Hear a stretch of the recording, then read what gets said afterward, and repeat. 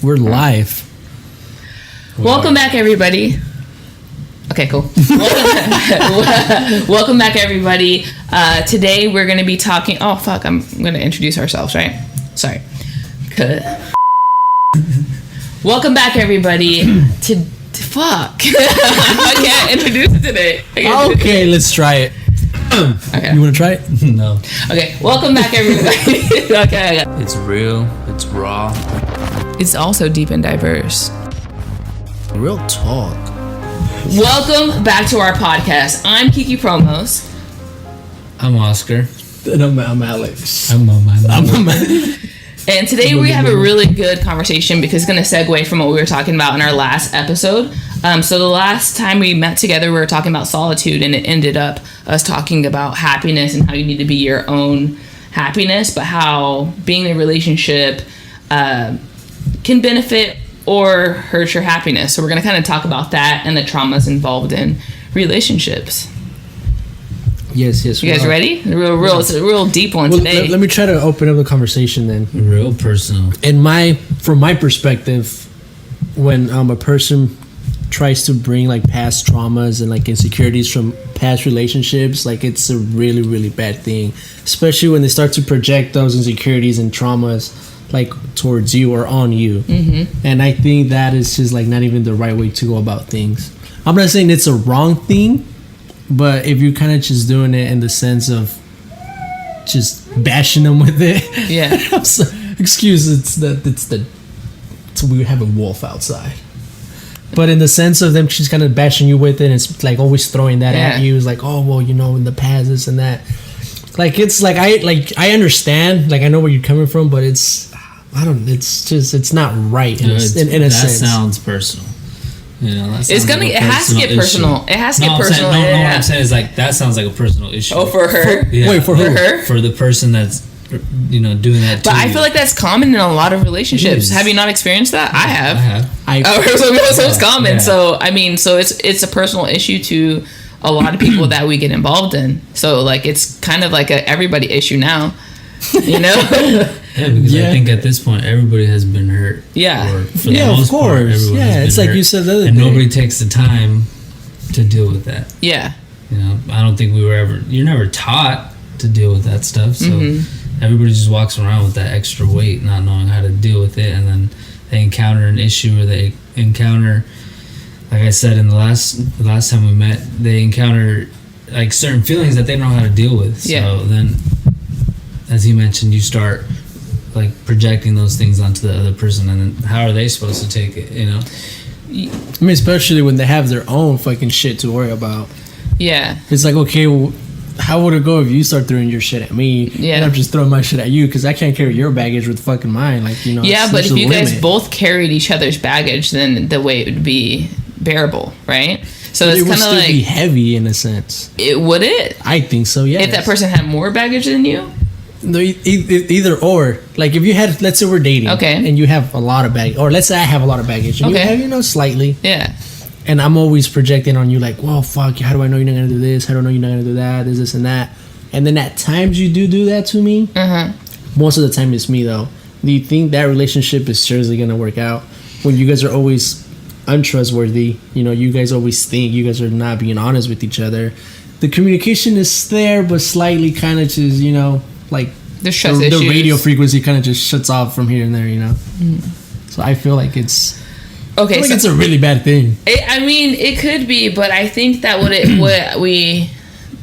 that I have an understanding of, that I believe so, is that it's something that's going to be with the person whether they discuss it with you or not, right? So it's kind of like, I think what's bad in the situation is that they're projecting their traumas or their past experiences and saying that they think you would do those things. But I think it's really healthy to say, hey, I have been cheated on. Hey, I was neglected as a child. Hey, you know, I grew up in a household where, you know, my parents abused alcohol or drugs. I think it's really like a powerful thing to be vulnerable enough to share that with the person that you're dating.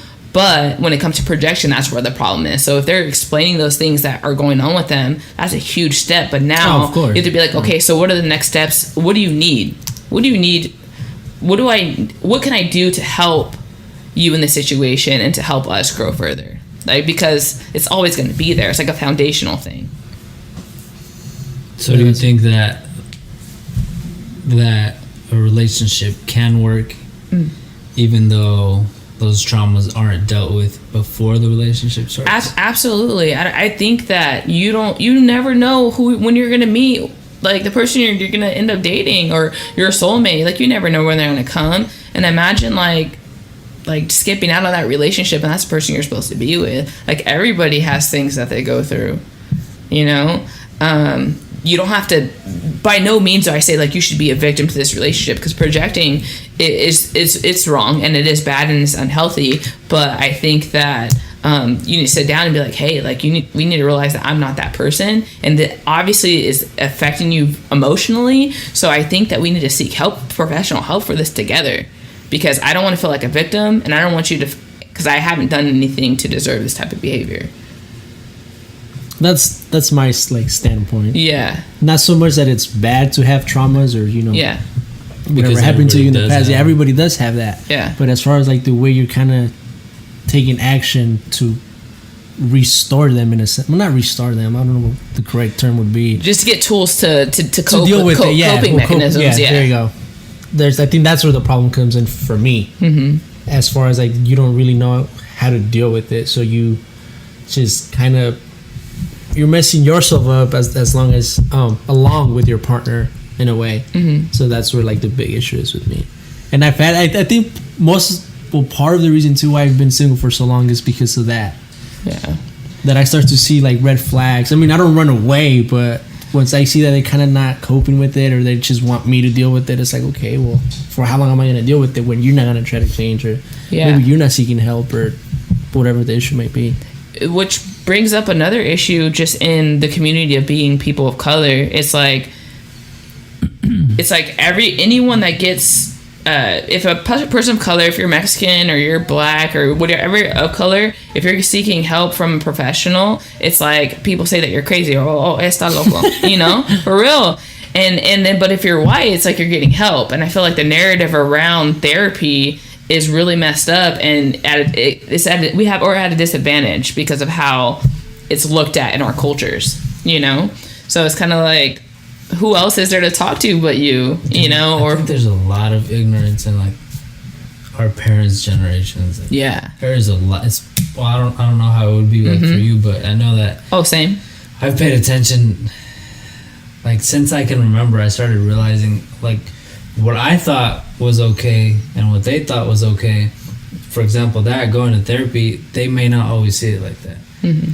They're like, why do you need that? Why do you feel like you need someone to talk to? Or not just with that, but with many other things. And where they don't see it that way, it's like, oh, for example, for, like, guys, it would be like, for what? Man up. Yeah. You know? What are you crying about? Yeah. It's that machismo. Especially, like, our dads. Oh, man. You say it, or you talk to them a certain way, or you act a certain way, and they're like, you're not supposed to be acting like that. Yeah. I was honestly watching a clip from, do you guys watch Ball in the Family?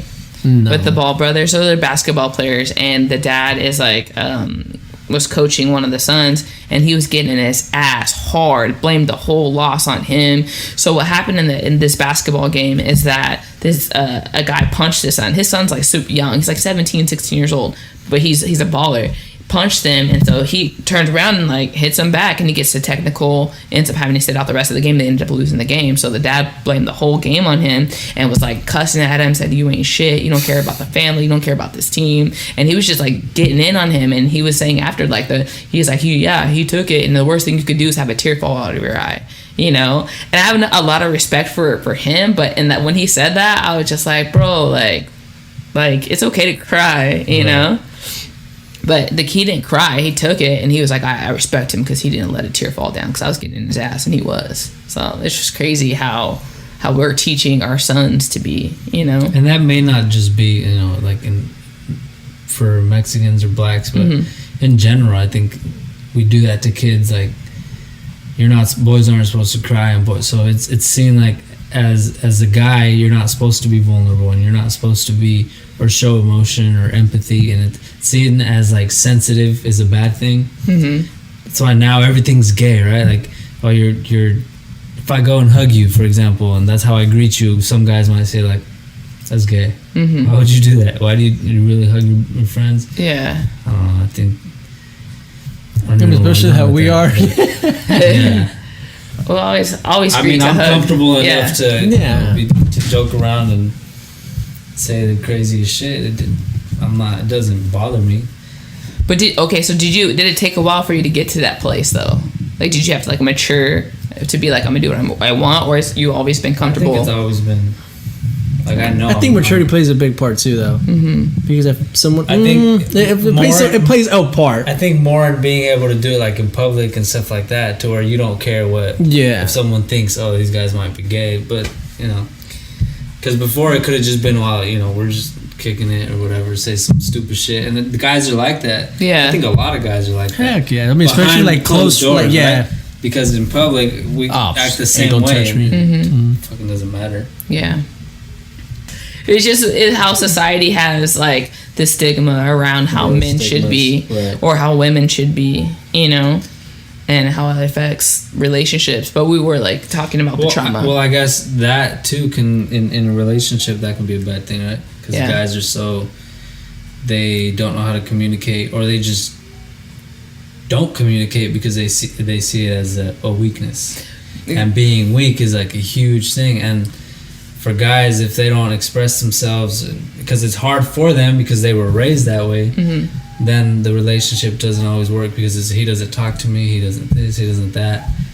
You know what I'm saying? Yeah. You think that stem from like a man not wanting to be vulnerable? Yeah. With his feelings? I think so. Because again, it's seen as like a weakness. Mm-hmm. So showing that empathy and showing not necessarily kindness, because you can still be kind and doesn't mean you're weak, but the more like sensitive aspect of it, mm-hmm, I think is where guys kind of like steer away from that because of the fear of seeming weak. Mm. That's true. Machismo and the like we were talking about last time about that authority, being the man. Yeah. You got to act a certain way. You got to be a certain way. The protector, the provider. You can't show signs of, weakness or like. I think a man should show signs of weakness. To me, as far as crying and being in touch with like your feminine side, I think that's a great thing for guys.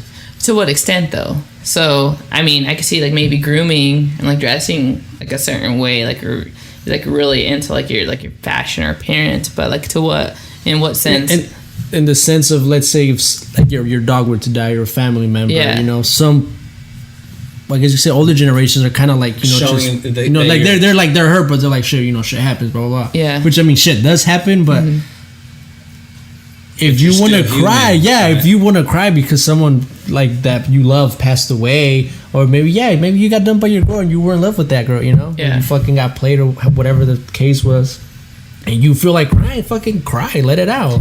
But I'm not saying turn like into a complete little bitch after, but like just fucking. I've cried. I've cried over a girl. I've cried like when a family member passed away. Mm-hmm. Should I cry when I see like little puppy videos of like them getting beat? Like that's just fucking sad. I just be getting allergies, bro. Like it's okay, and I feel a lot of guys think that it's not, and that if you do cry or you feel some type of like sentiment towards a certain situation, like you're weak. Yeah, you're a little bitch. You're not a man. Honestly, I don't think. If I'm totally honest, I don't think that a man would be a little bitch if he's crying, but there is that element of shock there for me. Like, to see, like, a man, like, cry. And nothing against them. Like, I don't judge them for it, but it's a little it's like shocking, to see, like, a man cry. Like, as, like, a woman, like, we have estrogen in our bodies, right? So, like, estrogen makes you emotional. So sometimes, like, as I get older, I'm like, dude, I'm way more emotional than I used to be. I don't know if my estrogen levels are higher or what the fuck, but so I think, like, because how chemically my body works, that, like, I'm more, like, emotional than a lot of my guy friends are, but there's a shock factor when I see a man cry. Like, honestly, do you guys know who Gary Vee is? Yeah, I do. Yeah, I love Gary Vee. But a lot of, like, I love that he encourages people to embrace empathy and be more empathetic with people. And one of the videos he posted, he said that as a kid he cried every day. Like, he was a very emotional kid. And, like, if someone said something mean to him, he would cry. If somebody else said something mean to somebody else on a movie, he would cry about it. And he was a very, like, emotional kid. And he was, like, he couldn't embrace that fully because they would say, hey, like, you need to get your stuff together. Down, you know, and as he grew older, he became comfortable in his feeling sadness or empathy for other people, and he's just comfortable with it. But like in his case, like if he had someone in his life suppressing those emotions, then that's a traumatic experience. So there's this thing called ACEs, which stands for Adverse Childhood Experiences, and 65% of American adults have experienced at least one. So that's like growing up in a household where you were emotionally or physically abused.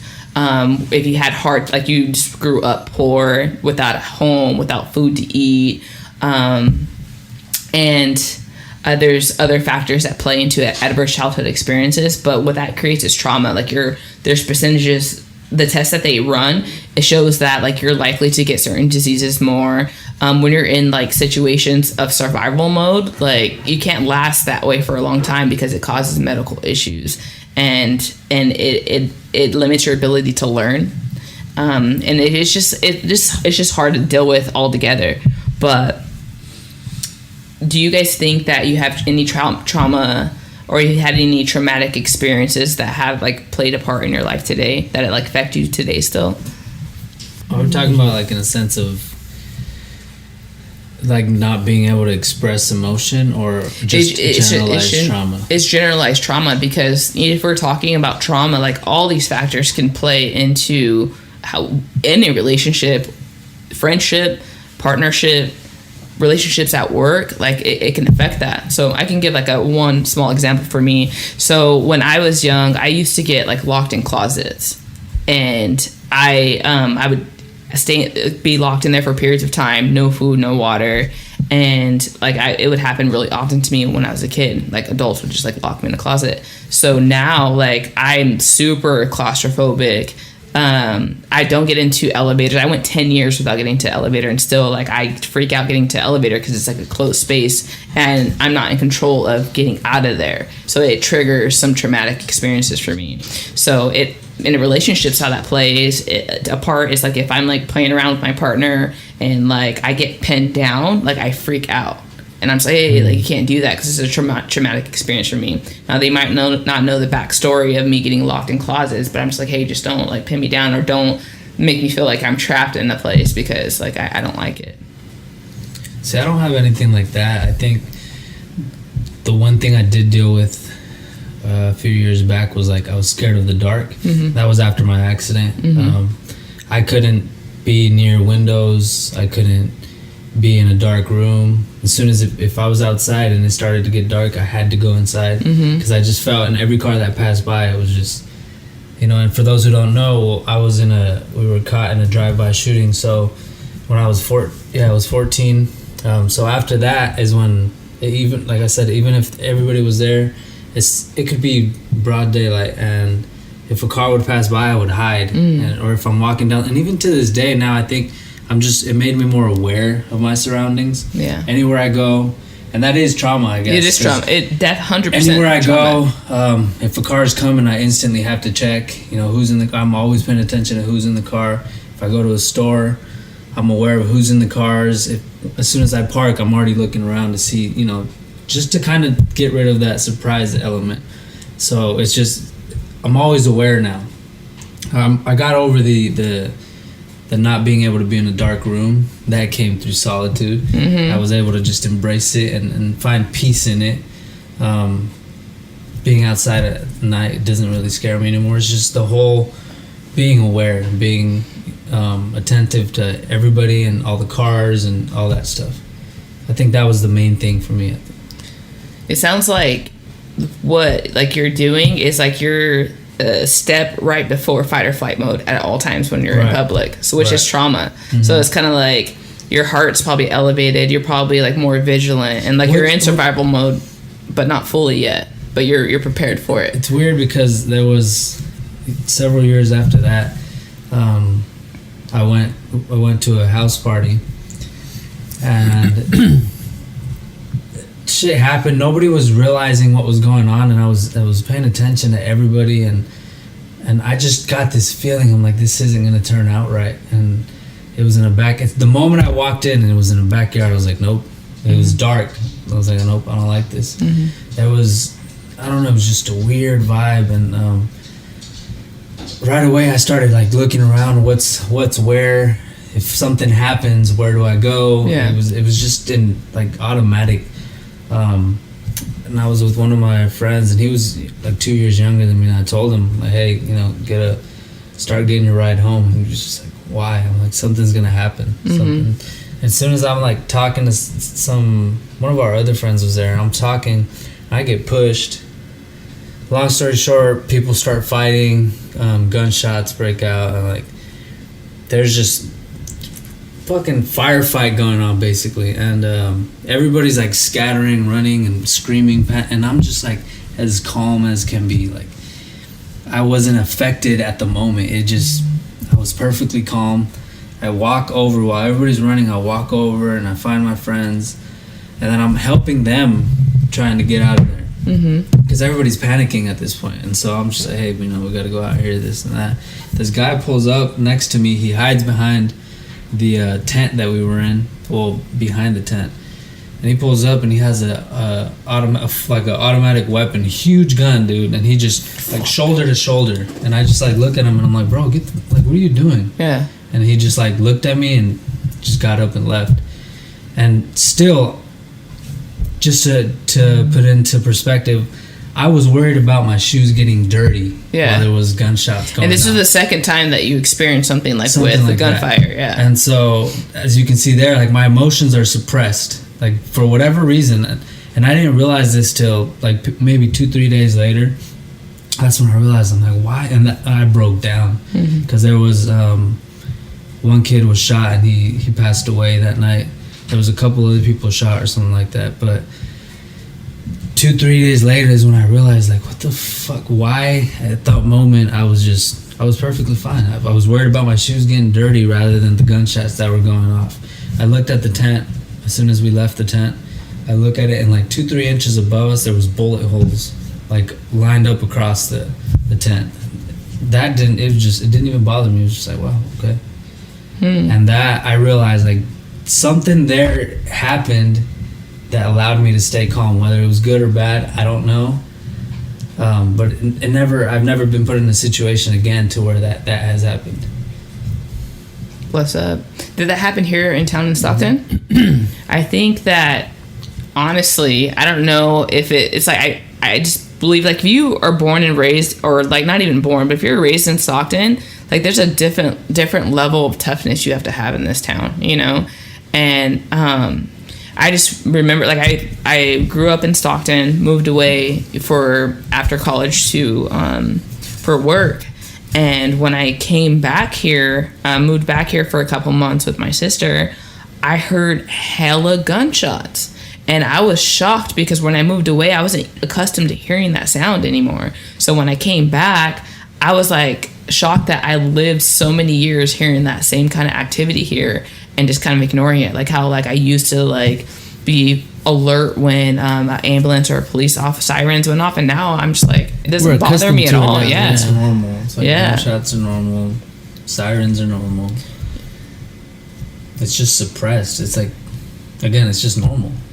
Wow. There's nothing out of the ordinary when you hear gunshots a couple blocks away. Here. It's just, somebody's just shooting. Yeah, here.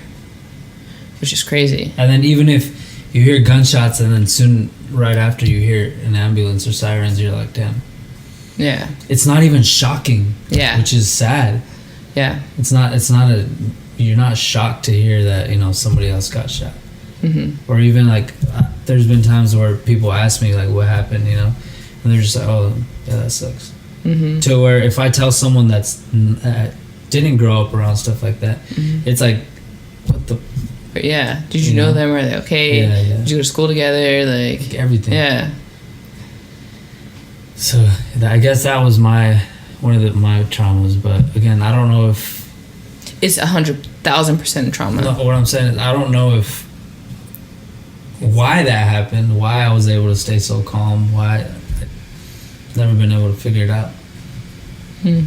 See, I look at that like in a different perspective, because I was there when the drive-by shooting, and I was also a victim of like a robbery at gunpoint, and I was also at a party. I mean, I think everyone that grows up in Stockton has a story, at least of gunshots going on at parties. Yeah, I mean, drive-bys, no, not everybody in Stockton. Yeah. But I look at it in a sense, it's kind of like, I guess, I don't know if you want to call it machismo, but I'm not saying it's good that those things happens to us, but we just grow so accustomed to it that I want to say as human beings and like how powerful we are, which is we grow into like this powerful individual that we're able to deal with stuff like that, and we don't let it affect it as much, which is probably what you went through after the first time. I mean, yeah, it probably fucked you up completely, you know. But you kind of that's what I'm saying. I'm not sure if it was for good or bad. We keep going through it. I'm happy. I'm blessed that I was able to stay calm and help them get out of there. Well, the thing is, before like you went into the details of that story, I was like, it seems like you always are at the doorstep of fight or flight mode, and I think that since you're always in that preparedness mode, which is like a heightened state, when it was actually happening, you prepared for it. You know, so I mean, out of those, thank God, those few times you're able to like take action, you were prepared to take action that time. And I guess that, like how you were saying about being claustrophobic, there is times, not so much in tight spaces. Like I can be in a tight space. It's more so when I'm in a room full of people and I don't know the people, or I don't know the environment. That's when I'm like already I can't be in here. I'm already thinking like medical terms and stuff like for that. I'm like, so the first one, like when you're always aware of your surroundings, it's called like hypervigilance. Hypervigilance is like where like you're always like, you know where the exits are, like you're really aware about who's passing by, all those things. And then the second thing is like a fear of being around people, is agoraphobia. So these are like real like, it's called agoraphobia. Agoraphobia.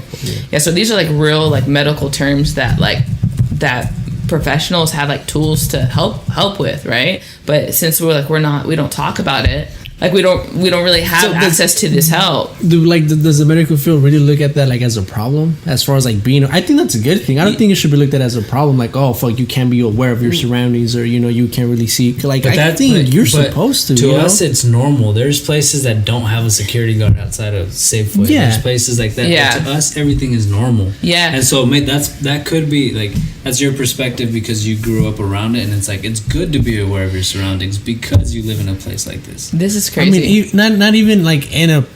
I think just in the world in general. I mean, the world's a fucked up place. Yeah, it's fucked up. No, but the world's not. Everywhere's not like Stockton, though, that's bro. what I'm saying. No, that's true. Yeah. It's not. It's not. And that's what I'm saying, though. I've met people to where it's like my awareness makes them nervous. Like, why are you being like that? Why are you?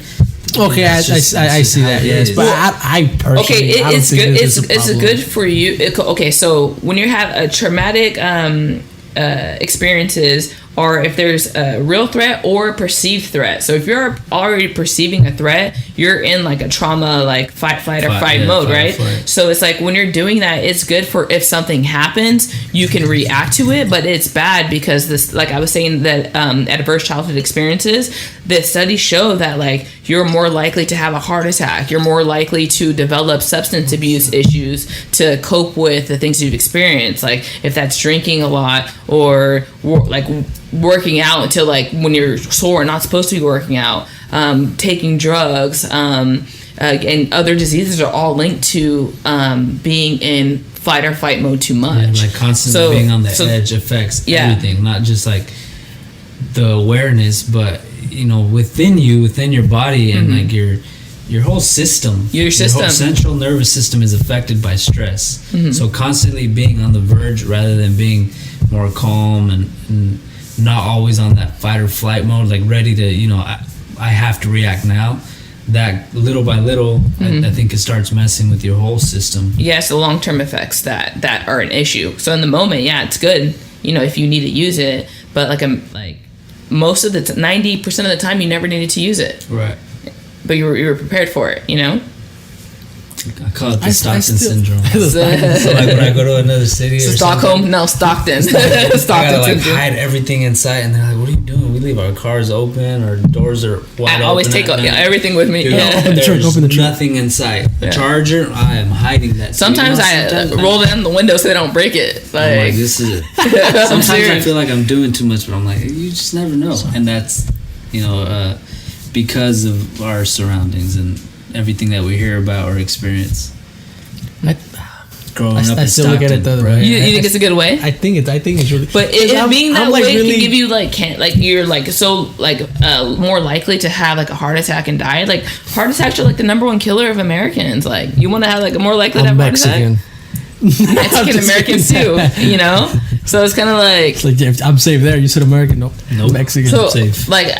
So you still think it's good though? I still think. I mean, it should be good, but not always be like, oh fuck, what's gonna happen? No, but if you're kind of just walking in a room, you're calm, but you already have like that training, kind of like, oh, I'm calm, but I still know the X is there, that's there. It's like you're ready to fight if it has to, like if it comes down to it, but still being like calm, but knowing your surroundings, kind of knowing your environment. I think it's good to know your environment, but if you're able to react like I guess you could say in a sense like monks or like Bruce Lee. I mean, I'm sure he wasn't always like, fuck, cool, who's next? Yeah, he was really calm. I feel like he was really at peace with himself, but motherfucker was tough. Is that at peace though? If you're always like clocking everybody that's walking in and out, I think that we're used to it that it's like peaceful. Like that necessarily, but you already kind of like your intuition is a lot higher. You're able to sense a lot more things, So in that sense, it's perfect. This is perfect because the perfect way to put that, constantly being on fight or flight, would be anxiety. You're constantly anxious, and that's one thing I've noticed now. That I'm starting to notice it more now. I guess that I constantly feel anxious and I don't know why. Like there's nothing, I feel like there's nothing, and I reflect on, okay, what can be making me feel this way? And I can't pinpoint the one thing that is making me feel that way. But it's just like constantly lingering right there.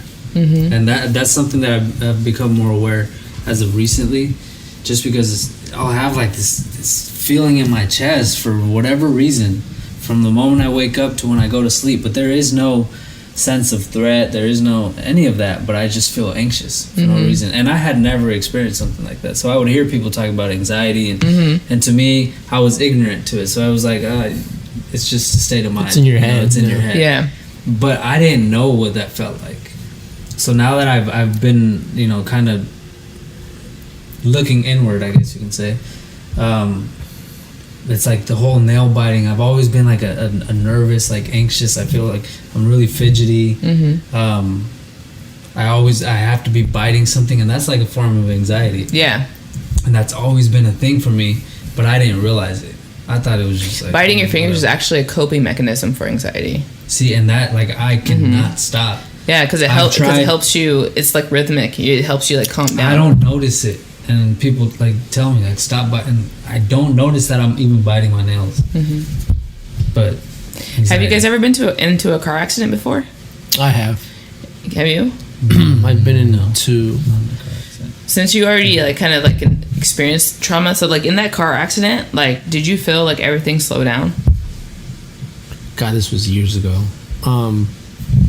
Were you driving? No, I wasn't driving. I was in the worst one that I've been in. I was in the back seat, behind the passenger. It was on the freeway, so we were going to kind of like 75, 70, and then just zero, Yeah. So I kind of just, yeah. I mean, I didn't feel anything slow down. I just kind of just, oh shit, what the fuck? Oh, because you weren't aware of it. Yeah, I wasn't really paying attention. Yeah, I wasn't paying attention. But like, there's some stuff that's happened. I mean, not car accidents, but like others, maybe like you're gonna fall or you kind of see it coming, so it doesn't slow down a little bit. You're like, fuck, I saw this coming. But as far as have you ever been cheated on? Shit. See, I gotta work on that. Drama.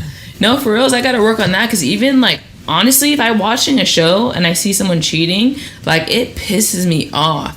Like, I get mad.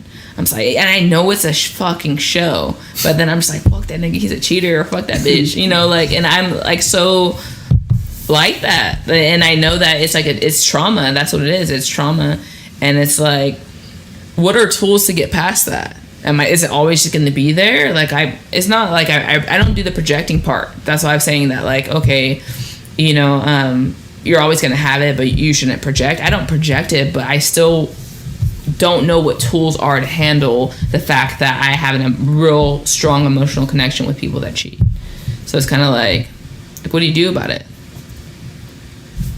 Wish I could help you. I mean, I think with that, I think you just have to like I was cheating on my only relationship that I've been in, and I think I suck it up. He's like, fuck, I got cheated on, but that I can't really be thinking like that every time I try to talk to someone, because I'm gonna end up alone. Yeah. So the way I deal with it is just machismo, you know, just suck it up. But are you aware? So are you more? And so since you've been cheating on, like, does some certain behaviors make you aware or kind of question if your new girl could be doing the same thing? Yeah. Without telling her. Yeah. So that's like hella trauma, you know? No, well, because you might not have to talk to you don't have to say anything, but I'm thinking like, okay, like, you know, this is why are you deleting all your text messages, all of them? That's weird. Like, I think that's weird. Or is that normal? I think that the whole. What do you guys think about the snooping on the phones? Because that is huge. How many people do that shit? I just feel like if I look for something, I'm gonna find it. Oh, we talking about like actually going through a phone, or kind of just, you know, or the eye. Get low. I think the eye is normal for like if you're in a relationship. Sometimes you don't even realize you just. There's sometimes it could be friends, like they're forming, like, because you think it's yours. Yeah. It's just we're on alert for that. Yeah, I've had like girls I've dated like, oh, what? Who texted us like that? Yeah, I'm like, oh, you know, like, and I'm not like tripping about it. Like, I gotta put my phone when someone trying to pay it. Yeah, trying to pay this bill. But you mean actually grabbing the phone and going through it, or while the person's asleep, or while the person's away, and see, that's trauma. That's insecurities. No, but is it okay? That's being fucking crazy. Or what do you guys think about couples that like share their location with you? I think it's for safety. Yeah. The approach, though, right? Not like you have to share your location with me. I would. See, if they were to demand that, I would be like, no, what the fuck? Like, why? But I understand, but like, why? Like, what's your reason behind it? I'm like, oh, because I want to know your safety. No, like that would be bullshit now, because it's not. It's not the fact that I've been cheated on the past. It's just the fact that you're asking me in that, like, hey, you got to share your shit. So, but if you're dating though, like, why? Who cares if they know where the fuck you're at? No, I mean, I don't care. I don't care. I'm okay with it as long as it's not like that. Like, you have to share your location with me. Okay, I'm fine with sharing my location, but don't tell me I have to share it with you. Because now once you're reinforced, I'm like, nope, I'm not going to do Why do you expect me to share it with you? Why? I wouldn't even ask you. I wouldn't even have the conversation. I'll just send a request. Come on, share it. I'll probably just put it for like 24 hours. Yeah. Because I still think it's really good to have that solitude, to have that privacy. What if you're trying to surprise, you know, your significant other? Yeah. And you think you're really on your shit that much? I don't know. That's a problem. I don't know. Yeah. Yeah, but that's what I'm saying. We wouldn't know until we actually get to that point. So maybe Apple should give you a notification when someone's looking at your location. Apple. Hey, Kiki Promo said it first, man. Hey, that's real talk. So they should show you like the crazy bitch alert. Bing. Crazy bitch alert. Bing. This person's currently viewing your location. So you can tell your partner, like, hey, like, I'm gonna have some things to take care of right now, you know. Like, I'll be back later, and then bing, bing, bing. It keeps going out. They go out and then refresh all the times. I don't have a problem with sharing my location. I don't got shit to hide, you know. For safety issues. Yeah, for safety issues, it's completely fine. That person is going out with their friends, and you're just like, all right, they're gonna be drinking, you know, especially for like the females, you know. I mean, because it honestly doesn't even work for cheating if you're trying to do that shit. Because if like you're a real good cheater, I felt like, I don't know how I felt. See, the cheating thing's so deep rooted because I don't even know if people like. I feel like cheating's either in you or it's not. And I feel like if it's in you and like you already cheated in that relationship, then you're just gonna get better at it. You might have a hiatus, but I think you're gonna get better. So like, oh, okay, someone caught me up on my location. So next time I'm gonna put my shit on airplane mode when I leave the house, and they ain't gonna know where the fuck I'm at. You know, it's just like you get better. Like, That works. Wait, like at cheating or? Yeah, cheating. You get better at cheating. You find different just tools like to do. anything, you get better at. Yeah. It's that simple. The more you practice it, the better And you get. people shouldn't try to stop cheating either. Well, okay, this We know who's the cheater. Okay, Mr. Solitude. No, they shouldn't try to like Solitude. to stop. Not like you cheating, but stop. God, how do you say it? You dug a hole. No, Cheaters gonna cheat? no. I mean, like people shouldn't try to stop the cheating from like the other side. Stop the cheater. Stop the cheater, yeah, because if they're gonna cheat regardless of whatever the fuck you do. That's what I meant to say. I didn't mean to say like keep cheating on your fucking Yeah. No, that's not what I meant to say. So peace. that's- So they peace should it up over so here. they should break up with him or be okay with it then, right? For the person that's dating a cheater. Okay, so like if you're continuing. I think that Wait, hold on. Can you depends like on- rephrase that question? Well, because you're saying that you shouldn't. If a cheater's gonna cheat, if they're gonna cheat, right? Yeah. So it's only considered cheating when you're in a relationship. So you're saying that the person should just leave them when it happens, or like That what's just comes and down to the that- person. that- If you're that willing to and- deal with that shit, that would which I also- don't think you should. That comes down to how much, like, do you know your worth? You know, yeah. that's what it comes down. And to. it could also be Are case. you Like, willing? it could be Are you case. willing? Hold It on. could This be. is gonna get deep. Do you Yeah. give second chances? Do you believe in second chances? I do. have given second How chances. that work? I believe in. Because here we are, single as fuck. Yeah, yeah, but see, like in my mind, I don't know. That's true. Real talk. Real talk. I gave second chance. Hold on, wait. And the couple months after that, like it was great because now that person is trying to make up for what they did. Yeah. And now you're okay, this is great. And now your guard is back down. And Yeah. a cheater's gonna cheat, right? So sure enough, it happened again. But there was trauma there because now I wanted to know where the fuck you were at. Who's this person? Who's that? You know. It got to the point where it was like I would drive around to see, are you really home? Wait, you did that? Yeah, I did that. But Yeah. it was Yeah. bad because my head. No, I'm just Hey, kidding. My head you haven't was been in enough fucked. relationships yet to know. That should be crazy. My head was fucked. To imagine me with a fucking knife. But or something. after I got out of that and I took some time to like reflect on it and realize everything that I was doing wrong because I felt ashamed of like all the stuff that I was doing, like snooping through the phone and showing up just to see if that person was there or. Any of that, hi! any I of those didn't know you things. came to the salon Oh, to you get your live nails here. done. Oh, you come in. I need to. You came to get your vagina shaved again? This is where I come all the time. So it was like, so going into my last relationship, like I told myself, I'm not going to go through the phones. I'm not going to hold you back from going wherever you want to go, with whoever you want to go, because I did, like, and like I've mentioned, I did everything in my power to try to keep the relationship and make sure that it was great, and it still didn't work. So it's not what you do. Yeah, 1000%. Well, it is what you do. If you're slacking and you're fucking it up, then that person, because this can go a completely different way. If that person goes and seeks that attention that you're slacking on, then you guys kind of both have, you know. Yeah. I 100%. And but I feel like I did, for the most part, I did. But everything I don't could. know. Fuck that. Even then, break up and then go fuck whoever you want to fuck. Right. Like Right, okay, even see, then, that's where I was gonna go next, if they feel like they want to cheat, then at that point they're like, you know what? Like my interest is lying somewhere else. Like I'm getting the attention that I love you. I think.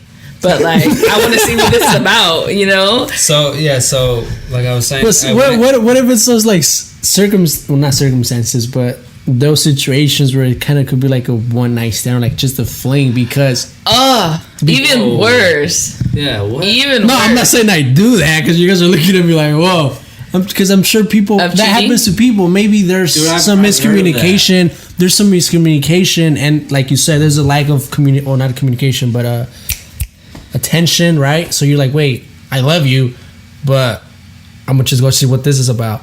And then that's just like, okay, if you really love this person, you're just gonna go fuck around with the other one just to see.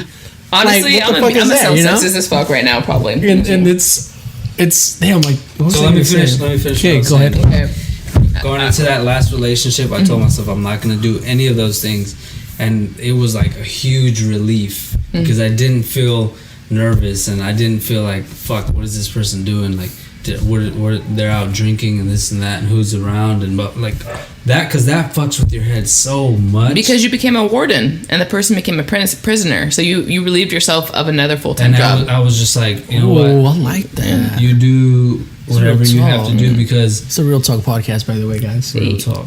Real Talk. That's Sorry. the name. That's the name. And this is Real Talk. No, but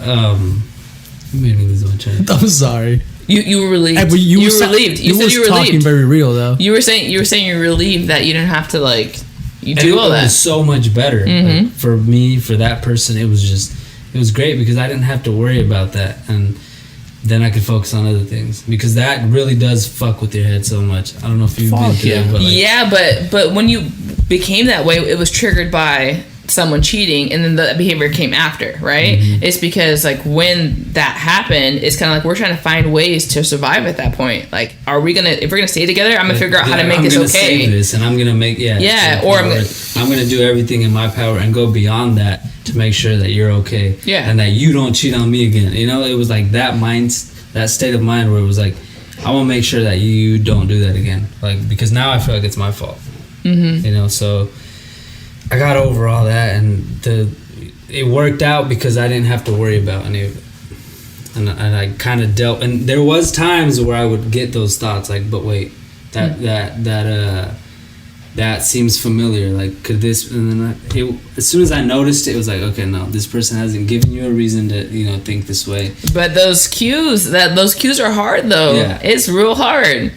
Like, because then are you a naive at that point? Right. Like, for not noticing it? And that's where I was stuck in the middle. Like, wait, could this person really be doing this? And like, my dad always told me, he's like, look, you can never, being controlling and trying to control everything that they do and whoever they talk to and making sure that you know everyone that they know, like, that's not healthy for you, and it's not healthy for the relationship.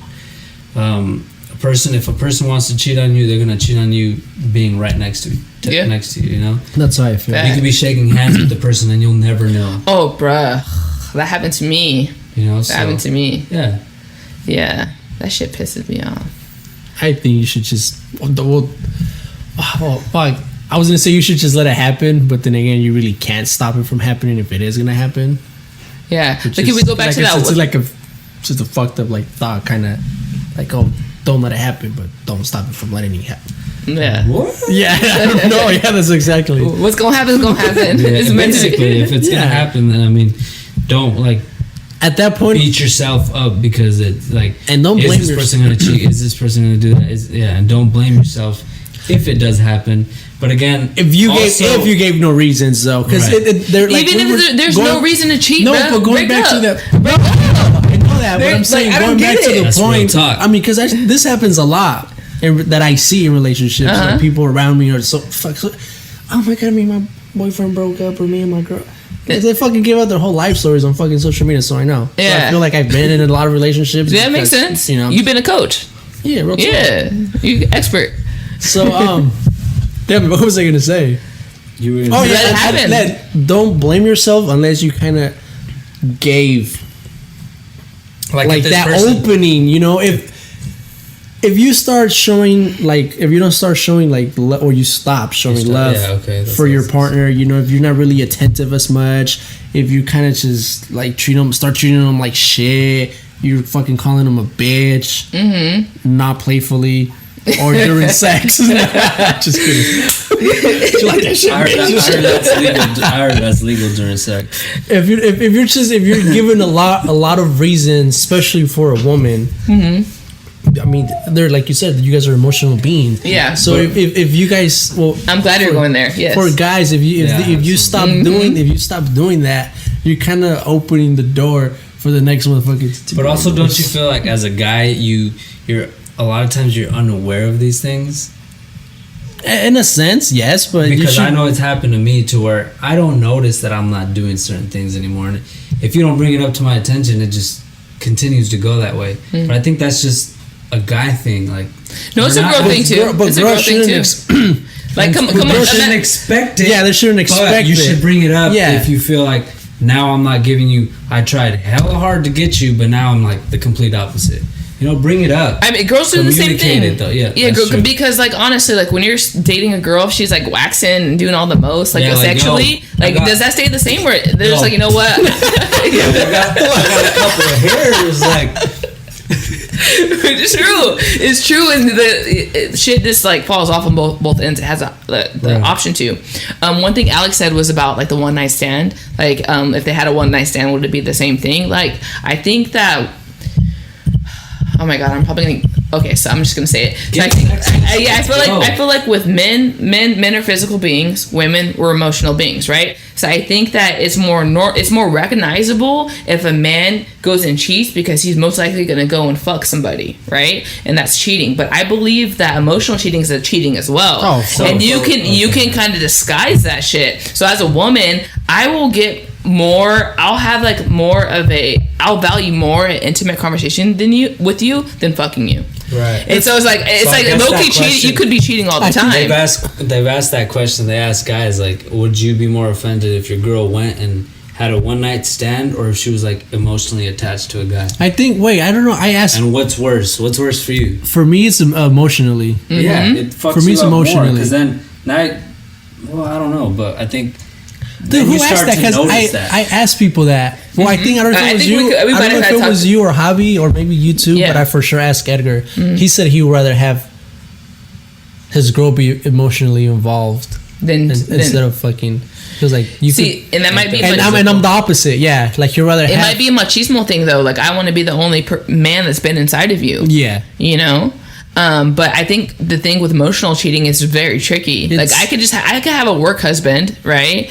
And which no, bro. So many things are coming back. Are like I had this conversation. I said that the other night. Yeah, like, okay. Like you could have a work husband and like be really and tell him, man, like my guy this and that, blah blah blah. And as you're eating lunch together every fucking day, you know. And so like it's kind of like it happens kind of on accident because you're not really noticing it and you're not really checking the boundaries that you have with the people around you, right?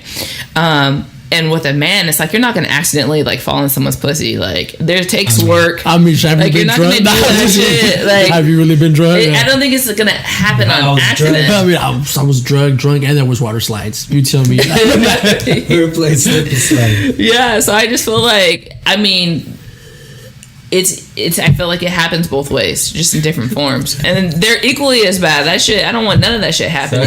Break up. Slip and I slip right in it. Double entendre. Yeah, that's true though. They're both. I don't want none of it to happen. Fucking break up with me. But if you had to choose one, break up with me. No. This is really like you have to choose one. What would you rather? Would you rather? I know you would rather have none. Yeah, I mean, I would rather it wouldn't either. I would rather. Because regardless, after this, we're done. You know what I'm saying? Yeah. But if you had to choose, honestly, I don't know if it's because of. I would probably want it to be emotional.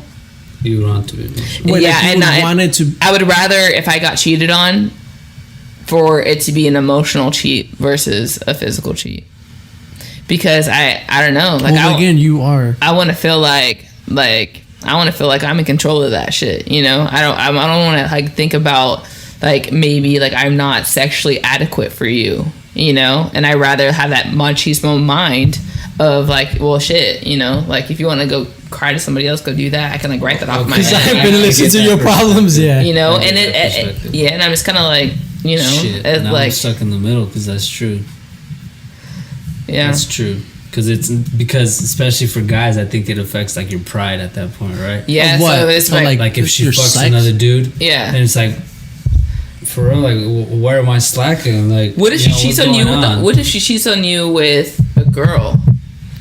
Bruh, is that worse? I mean, is good or like is it trying to be like, hey, slide. No, because me, like, I think it would be worse if my girl like cheated on me with a guy. I'd be like, even though I'm the closest thing that you can get to it, probably. I had an experience like that 2 experiences like that. 3, maybe 3. I kind of might have been around for this. So it hits you a little bit. It hits you a little bit different. It does hit you a little bit different. He's all 3. So I don't know where the third one came from, but I was drunk or slipped. We slipped and. Like, you don't think it's worse? You think it's worse? I think it is worse. Yeah. I think, and then it goes back to the machismo. Like, fuck, like, really? Like, I'm not that much of a man. They have to go fucking sleep with a girl? Yeah. Like, not even, I would have. But then it just ties into the emotional thing. Like, I know girls are much more emotional. We're not talking about emotional relationship. We're talking about fucking. Yeah, at this point. she emotionally slid in there. Yeah, sure. Through the emotions. Not necessarily though. No, like you can cheat with a girl without having an emotional connection. She was just like. But what if they were just some curious? type of way? They might have been curious. See, for me, it fucked me up. Cause 2 of them. Well, I think it was only my 2. They both stayed with like their girlfriends. Mm-hmm. Well, they were their girlfriends. Yeah. Damn, I mean, bro, what you lacking? But see, at that point, I don't know if their sexuality was that. Yeah, already that, or maybe if I had something to do with it. Mm-hmm. But I think it hurt your pride regardless. No, it did. I was just like, fuck. What did I do wrong? But it's worse if it were to be with the girl. Mm-hmm. Like it's worse. Well, like Heido says, it's worse. It's worse. It's worse if it were to be with the girl. Imagine. Yeah. Like I think it'd be worse if like she cheated with a guy. Sex, yeah. I'd be like, I don't know. I don't want it to happen. I'm just saying, I don't know. Bro, imagine like your girl coming to you and be like, "Hey, yeah, so I slept with my girlfriend, and yeah, she fucking better than you." With no penis. Yeah. With no penis, exactly. Imagine. Yeah, with no penis. Imagine. That shit hurt more. Yeah. Or equally. Regardless, I just don't. But if you had to choose. But if you had to choose one. Fuck. See? Fuck I would, yeah. I'd rather have it be with the guy. Yeah. But between physical cheating, like fucking, and emotionally, I think I'd rather have them just. Emotional. No. I think I'd rather just have them fuck, honestly. He just switched his. Yeah. No. He said, I said fuck. I'd rather just be that person that you're kind of like. You would be okay with like another nigga and your bitch though, like. No, of course not. Like, hell no. Fuck no. Yeah. No, I wouldn't. No, but I mean, but like, we would rather. Because there's girls that have one night stands and don't give a fuck about that guy. I mean, it's just like there's guys that have one night stands and don't give a fuck about the girl. I feel like it's rare with women though. I feel like it happens with women. Not in today's age. Yeah, it's actually cheating's 50-50. Cheating's 50-50. But I think that like we're more likely to have emotional attachment. Like at minimum, we thought he was like the girls thought he was fine as fuck. I mean, especially during college, a lot of girls have fucking one night stands. Fuck all of them. I'm pretty sure, just like guys. So if you were to be in a relationship and at that age, I would rather have it just be that than maybe there was a big ass fight at the house, or I don't know, just something like huge that kind of made him go. It's like, fuck, I'm gonna go with my girls. Too many drinks but it was just that. Like it was just that. Like she knew I fucked up. Like he means nothing to me, whatever. Like I'd rather have that happen than I don't even see that happening. No, but it happens. But it does happen. I'd rather have that happen than kind of hey. So I start talking to Oscar. Because it'd be an ongoing thing. Yeah, but I feel like with your example, I let you slip through my fucking hands. Like, but that was that because you fucked that up, right? Yeah, well, that's what I'm saying. It's like I let you. Like, it's almost like, what the fuck did I do? Not necessarily, because it's like she was saying, it could be by accident with the whole work husband, right? Maybe there's just accidents there. Yeah, no, it does. Like you can get real close to people at work. You never talk about what do you? Oh, I'm going on a date. Oh man, that date was horrible. Like how was the date? Like you said you were going on a date. How was Disneyland? Oh, it was horrible. Like my guy cheated on me, and you were like, you deserve better than that. And she's like, oh, I do. Like it could happen on accident, It could, and then it starts growing like that. You've like never had a close friend like as a girl, and then kind of just be like, man, you looking cute. Yeah. Why didn't I notice this all this time? Yeah, that be happening a lot, and it happens on accident. But then as long as you set yourself those boundaries, like wait, hold the fuck up, like no, I have my girl back at the house, my guy back, whatever it is, Like for me, like I can't. I try to have one night stands a lot, but I haven't been able to do it. And I try to talk myself into it and everything. I just can't do it. I'm like, come on, Kiki, like, you got this. You know, like how you talk to yourself in the morning, I talk to myself right when I want to have a one night stand, and I can't. And I'll have like a girl right there, like, and I'm just like, I just can't do it. Like, I can't. It's like I have to like have an emotional connection with you to like want to be intimate with you, and it becomes a problem sometimes. Like when you go in a hiatus of like of having sex with somebody, like it's very frustrating. But yeah, like I have to have an emotional connection. So if I got to the point where I was emotionally connected with somebody, and I got to the point where I actually wanted to fuck you, that I've already went too far. Because I know myself that I won't even get that if I don't have an emotional connection. So I'm already cheating at that point. If I just thought about it. If I thought about fucking you, I'm like, fuck. Like, I fucked up. I crossed some boundaries already. So. But if we were to kind of just go back to what we were originally aiming for, as far as bringing your past traumas into a relationship. Don't fucking do it. Work on yourself. You know, it was like you said, we're talking about solitude, maybe and sometimes it's necessary. And if you find the person that you can work with, communication plays a huge part in order to make it work. If you are going to bring those traumas in, just be aware of them. Make the other person aware of them. Don't suppress it because you feel like that's the best thing to do, to where I can deal with this on my own, and I can deal with this on my own. And the person's wondering why you're so serious, or why you're this, or why you're that. Communication, I think, is like one of the most important things in a relationship. Definitely. So if those traumas are there, because everybody does have some type of trauma, learn to deal with them together. And if you feel like you can't do it within a relationship, then go into that solitude. Practice solitude and do things that help you relax your mind. And don't be afraid to go to seek therapy, because that's a tool for us. It's definitely something that will help us. Regardless of what you're taught and what who's telling you what, they're always they're there for a reason. If it didn't work, I don't think it would be there. Wouldn't it? So the top 3 reasons for people breaking up is trust issues, which is looking through that phone, bringing those traumas from past relationships, communication. Lack of communication. So you need to discuss what those traumas are with your partner, and kind of be cognizant and aware of possible things that will help you get past those. And the last thing is finances. So we could probably talk about that too. Do that. Yeah. It's like merging finances, who uses what, the lack of finances. Growing up poor is an adverse childhood experience. It's a trauma, growing up poor. So those 3 things are the top reasons why people break up. So definitely, if you could focus on those areas, then say do that. Again, we should let him go first. Yeah, but I think this is perfect because you guys actually have been in relationships longer than I have. So it would be.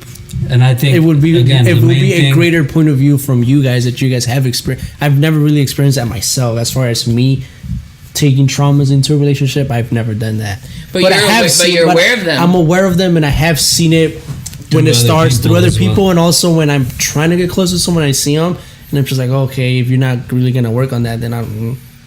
See, but through this conversation, maybe, I don't know if you're a little bit more open-minded know that you could. Those are things that you could like work through. Yeah, of course, definitely. Yeah. I think my standpoint, or we call my standpoint, would still be the same as when we started. Don't bring those in if you're not willing to work on them.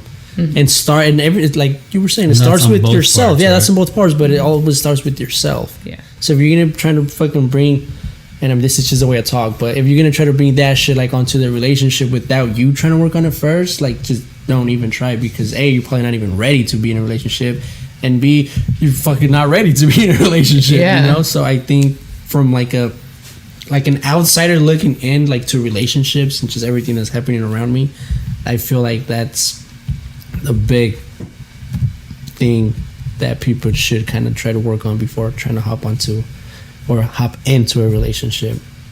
And that's perfect. I think that concludes Real Talk, huh? Real talk. Real talk. It's real. It's raw. It's also deep and diverse. Real talk.